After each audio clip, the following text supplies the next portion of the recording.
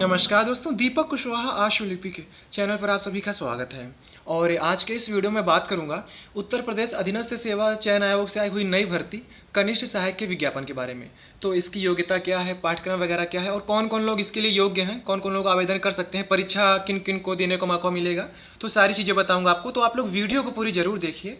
और जिन भी लोगों ने अभी तक चैनल को सब्सक्राइब नहीं किया है तो पहले से सभी जन चैनल को सब्सक्राइब भी ज़रूर कर लें, कहे से कि ज़्यादा ज़रूरी। ठीक। अच्छा, एक बात आप लोगों ने गौर की है, पिछले तकरीबन 4-5 महीने में अधीनस्थ बिल्कुल धुआंधार तरीके से काम कर रहा है। मतलब कि हर महीने तकरीबन 2-3 भर्तियों का विज्ञापन दे रहा है। अगले साल देखिए है प्रधानमंत्री वाला चुनाव, लोकसभा वाला। ठीक। तो इतनी तेज़ी से काम कर रहा है कि मतलब आदमी थोड़ा बस सोचने में पड़ जाए कि यार ये वही अधीनस्थ हैं। खैर, तो देखिए अभी कुछ समय पहले विज्ञापन जारी हुआ है। पद का नाम, कुल 2 तरीके के पद हैं इसमें। एक है आपका ये कनिष्ठ सहायक और दूसरा है कनिष्ठ लिपिक एवं सहायक स्तर 3। ठीक है। तो इसके लिए जो ऑनलाइन आवेदन शुरू होना है वो 12 सितंबर से शुरू है। ठीक है। और आज से जारी हुआ, तो लिखा है विज्ञापन के प्रकाशन की तिथि ये 4 अगस्त। तो 12 तारीख से, मतलब 12 सितंबर से इसके लिए ऑनलाइन आवेदन शुरू हो जाएगा। आवेदन की जो अंतिम तिथि रखी गई है वो है 3 अक्टूबर। ठीक है। बाकी अगर आप आवेदन में किसी तरीके की गड़बड़ी कर देते हैं, मतलब त्रुटि कर देते हैं, तो उसमें संशोधन के लिए 10 अक्टूबर का समय रखा गया। ठीक है, 10 अक्टूबर ये हो गया। अब पदों की संख्या वगैरह समझ लीजिए। तो देखिए लिखा है कि सम्मिलित कनिष्ठ सहायक, कनिष्ठ लिपिक एवं सहायक स्तर 3 मुख्य परीक्षा के अंतर्गत विभिन्न विभागों के नियंत्रणाधीन कनिष्ठ सहायक, कनिष्ठ लिपिक एवं सहायक स्तर 3 के कुल 3768 सामान्य चयन प्लस कनिष्ठ सहायक के कुल रिक्त 63 विशेष चयन, यानी कुल मिलाकर के 3831 पदों पर चयन हेतु भारत के नागरिकों से ऑनलाइन आवेदन आमंत्रित किए जाते हैं। कहने मतलब कुल पदों की संख्या ये 3831 है। ठीक है। बाकी आप भारत देश के किसी भी राज्य से हो, कहीं से भी हो, आप इसके लिए बेझिझक आवेदन कर सकते हैं। कोनो रोक टोक नहीं, आराम से आओ। ठीक। ये सारी चीज़ें हो गई। अब इसके लिए कौन कौन लोग योग्य हैं, कौन कौन लोग परीक्षा दे सकते हैं, तो देखिए लिखा है कि सम्मिलित कनिष्ठ सहायक, कनिष्ठ लिपिक एवं सहायक स्तर 3 मुख्य परीक्षा हेतु अभ्यर्थियों की शॉर्ट लिस्टिंग उनके प्रारंभिक अर्हता परीक्षा 2022 के स्कोर के आधार पर की जाएगी। अतः इस परीक्षा के में प्रतिभाग हेतु केवल वही अभ्यर्थी ऑनलाइन आवेदन कर सकते हैं जो प्रारंभिक अर्हता परीक्षा 2022 यानी कि पीईटी 2022 में सम्मिलित हुए हैं एवं उन्हें आयोग द्वारा स्कोर कार्ड जारी किया गया है। ठीक है। प्रारंभिक अर्हता परीक्षा 2022 में वास्तविक स्कोर अथवा नॉर्मलाइज्ड स्कोर में 0 या उससे कम या फिर नकारात्मक अंक प्राप्त करने वाले अभ्यर्थियों को मुख्य परीक्षा हेतु शॉर्ट लिस्ट नहीं किया जाएगा।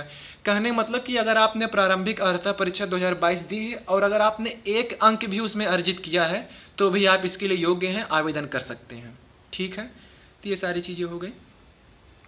आवेदन प्रक्रिया वगैरह आपको सब कुछ पता है, पूरा वही विज्ञापन है, जहाँ जहाँ कुछ चीज़ें बदलाई हैं। आप लोग फ़ोटो वगैरह ठीक से लगाइएगा। ठीक है। अभी पीईटी के लिए जो प्रारंभिक अर्हता परीक्षा 2023 के लिए आवेदन जो चल रहा है उसमें भी फ़ोटो के बारे में समझ लीजिए कि कैसे आपको फ़ोटो हस्ताक्षर करके लगानी है। ठीक है।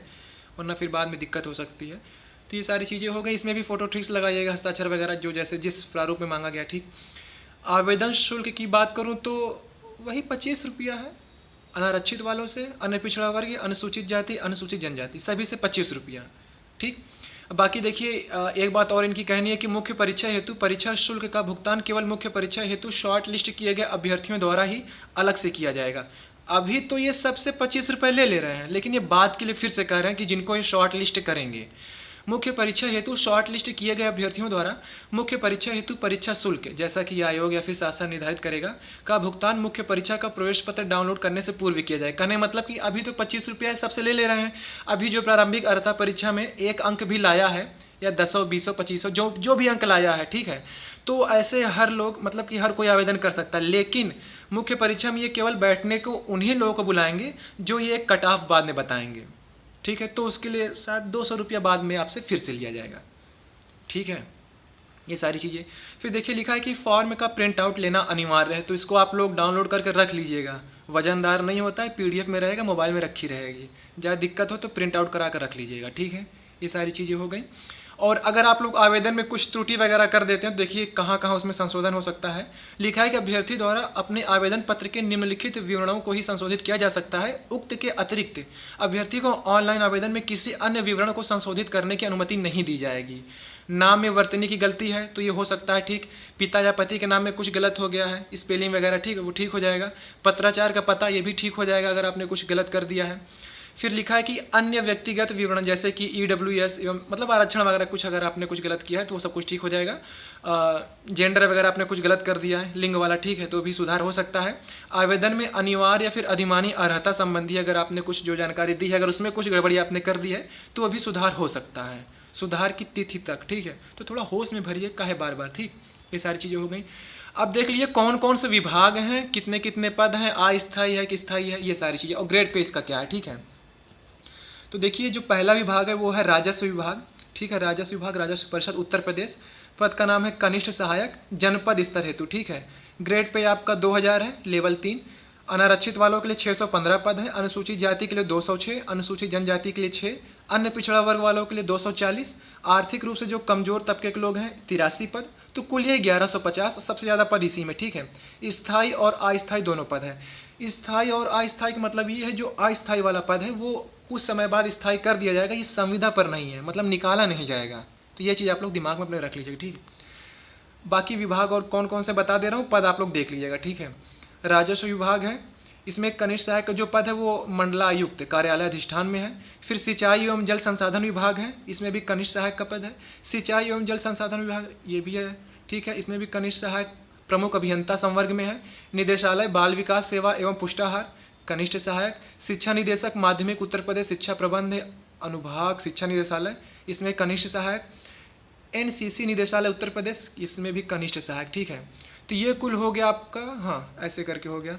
और कुछ पद आरक्षित रखे गए हैं। अच्छा, और भी विभाग हैं, ये हो गया 7 विभाग। 8वां विभाग आपका ये ग्रामीण अभियंत्रण विभाग, फिर है ग्रामीण अभियंत्रण विभाग। अच्छा, ये दो विभाग करके दादा, मतलब कि पदों की जो श्रेणी है वो अलग अलग रखी गई है, मतलब कि आप इस स्तर पर तैनाती की जाएगी, फिर उस स्तर पर, ठीक है। जैसे कि ये जो ग्रामीण अभियंत्रण विभाग देखिए 2 ठो दिया है, तो एक में क्षेत्रीय स्तर पर है और दूसरा मुख्यालय संवर्ग में, तो ऐसे ऐसे करके है।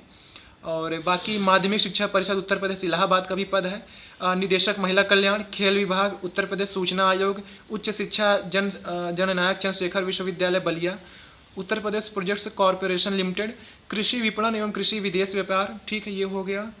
पंचायती राज विभाग, भूगर्भ जल विभाग, संस्कृति विभाग, तमाम तरीके के विभाग है, बताऊंगा तो काफ़ी लंबा हो जाएगा, बाप रे बहुत है, ठीक है। हाँ, तकरीबन 41 तरीके के विभाग है, ठीक है। बाकी महिलाओं के लिए कुछ पद आरक्षित हैं, विकलांगजन उनके लिए आरक्षित हैं, भूतपूर्व सैनिकों के लिए उनके लिए, ठीक है। ऐसे करके तो आप लोग इसको देख लीजिएगा, बताऊंगा तभी वीडियो काफ़ी लंबी हो जाएगी, ठीक। ये सारी चीज़ें हो गई। और अर्हता समझ लीजिए, मतलब इसकी योग्यता देखिए, लिखा है कि उत्तर प्रदेश सरकारी विभाग लिपिकी संवर्ग सेवा नियमावली 2014 उसके मतलब उसी के अनुरूप होगा। लिखा है कि माध्यमिक शिक्षा परिषद उत्तर प्रदेश की इंटरमीडिएट परीक्षा या सरकार द्वारा उसके समकक्ष मान्यता प्राप्त कोई परीक्षा अवश्य उत्तीर्ण कर ली हो, मतलब कि आवेदन की अंतिम तिथि तक आपको 12वीं परीक्षा उत्तीर्ण करना होना अनिवार्य है, ठीक है। ये कम से कम आपकी योग्यता है, अधिकतम कुछ हो कोनो दिक्कत नहीं, ठीक। दूसरी शर्त, हिंदी और अंग्रेजी टंकण में क्रमशः 25 शब्द और 30 शब्द प्रति मिनट की न्यूनतम गति होनी चाहिए। तीसरी शर्त है कि डोएक सोसाइटी द्वारा प्रदान किया गया कंप्यूटर प्रचालन में CCC प्रमाण पत्र या किसी सरकार द्वारा मान्यता प्राप्त किसी संस्था या उसके समकक्ष प्रदान किया गया कोई प्रमाण पत्र। तो अगर आपके पास CCC है तो आप इसके लिए आवेदन कर दीजिएगा, या फिर नहीं है तो आप अधीनस्थ की ही वेबसाइट पर जाएंगे तो वहाँ आपको इसके समकक्ष में और कौन कौन से कंप्यूटर के प्रमाण पत्र मान्य हैं उसका ये शासनादेश वो आपको मिल जाएगा, ठीक है। ये सारी चीज़ें हो गई। अधिमानी अर्हता दिया है कि अगर आप प्रादेशिक सेना में न्यूनतम 2 वर्ष की अवधि पूरी कर लिए हों या फिर राष्ट्रीय कैडेट कोर में आपको बी का प्रमाण पत्र मिला तो मतलब वरीयता मिलेगा आपको, ठीक है।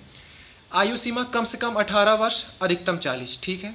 ये उत्तर प्रदेश की हर भर्तियों में होता है। बाकी आप अन्य पिछड़ा वर्ग या फिर अनुसूचित जाति, अनुसूचित जनजाति तबके के हैं तो आपको वही छूट मिल जाएगी, ठीक है। ये हो गया। चयन का आधार केवल बहुविकल्पी लिखित परीक्षा के आधार पर होगा, ठीक है। परीक्षा पाठ्यक्रम भी समझ लीजिए। हिंदी परिज्ञान और लेखन योग्यता, प्रश्नों की संख्या कुल 30 है, अंक भी 30 मिलेगा। सामान्य बुद्धि परीक्षण 15 अंक, मतलब कि 15 प्रश्न 15 अंकों के लिए। सामान्य जानकारी 20 प्रश्न 20 अंकों के लिए। कंप्यूटर एवं सूचना प्रौद्योगिकी की अवधारणाओं एवं इस क्षेत्र में समसामयिक प्रौद्योगिकी विकास एवं नवाचार का ज्ञान 15 प्रश्न 15 अंकों के लिए। फिर उत्तर प्रदेश राज्य से संबंधित सामान्य जानकारी 20 प्रश्न 20 अंकों के लिए। तो कुल ये मतलब कि पाठ्यक्रम में भी बदलाव है, 100 अंकों की परीक्षा है, कुल 100 प्रश्न रहेगा। ठीक है, 2 घंटे आपको मिलेगा परीक्षा देने के लिए।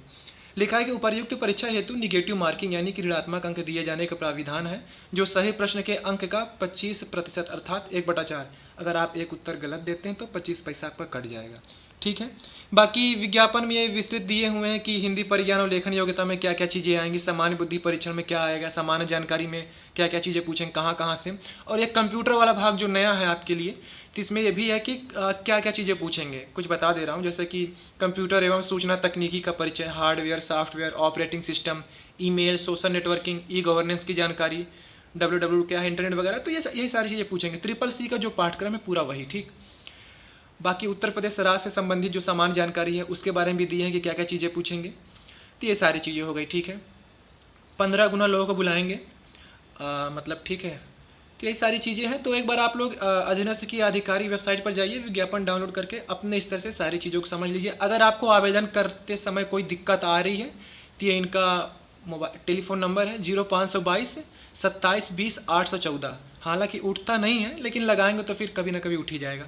तो इस पर आप लोग अपनी समस्या बता करके उसका समाधान पा सकते हैं। तो ये रही आज की भर्ती की जानकारी। तो ठीक है, आज के इस वीडियो में बस इतना ही था। पूरा वीडियो देखने के लिए धन्यवाद। जय बजरंगबली।